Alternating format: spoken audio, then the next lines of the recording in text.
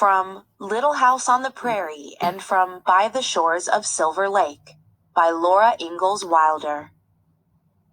One day they were helping Ma get dinner. Baby Carrie was playing on the floor in the sunshine, and suddenly the sunshine was gone. "I do believe it is going to storm," Ma said, looking out of the window.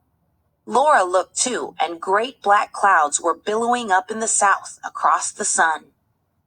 Pet and Patty were coming running from the field, Pa holding to the heavy plow and bounding in long leaps behind it.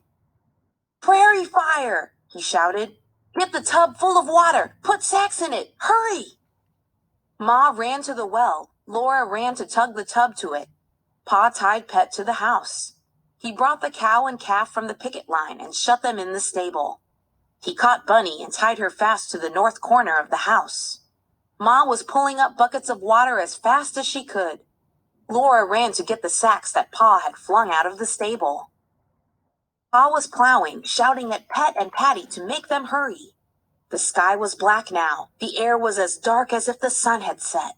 Pa plowed a long furrow west of the house and south of the house, and back again east of the house. Rabbits came bounding past him as if he wasn't there. Pet and Patty came galloping, the plow and Pa bounding behind them. Pa tied them to the other north corner of the house. The tub was full of water. Laura helped Ma push the sacks under the water to soak them. "I couldn't plow but one furrow. There isn't time," Pa said. "Hurry, Caroline. That fire's coming faster than a horse can run." A big rabbit bounded right over the tub while Pa and Ma were lifting it. Ma told Laura to stay at the house. Pa and Ma ran staggering to the furrow with the tub. Laura stayed close to the house. She could see the red fire coming under the billows of smoke. More rabbits went leaping by. They paid no attention to Jack, and he didn't think about them. He stared at the red undersides of the rolling smoke and shivered and whined while he crowded close to Laura. The wind was rising and wildly screaming. Thousands of birds flew before the fire. Thousands of rabbits were running. Pa was going along the furrow, setting fire to the grass on the other side of it. Ma followed with a wet sack, beating at the flames that tried to cross the furrow. The whole prairie was hopping with rabbits. Snakes rippled across the yard. Prairie hens ran silently, their necks outstretched and their wings spread. Birds screamed in the screaming wind. Pa's little fire was all around the house now, and he helped Ma fight it with the wet sacks. The fire blew wildly, snatching at the dry grass inside the furrow. Pa and Ma thrashed at it with the sacks. When it got across the furrow, they stamped it with their feet. They ran back and forth in the smoke, fighting that fire. The prairie fire was roaring now, roaring louder and louder in the screaming wind. Great flames came roaring, flaring and twisting high. Twists of flame broke loose and came down on the wind to blaze up in the grasses far ahead of the roaring wall of fire. A red light came from the rolling black clouds of smoke overhead. Mary and Laura stood against the house and held hands and trembled.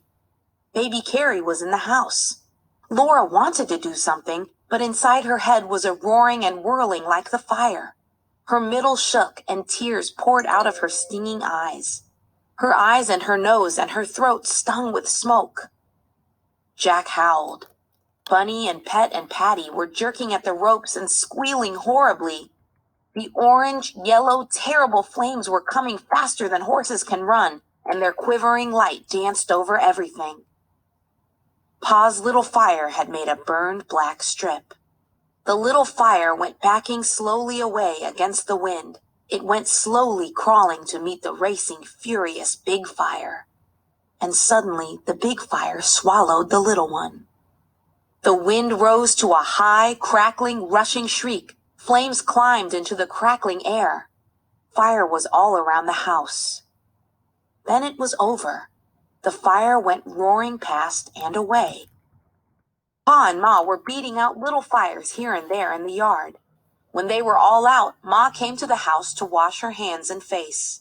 She was all streaked with smoke and sweat, and she was trembling. She said there was nothing to worry about.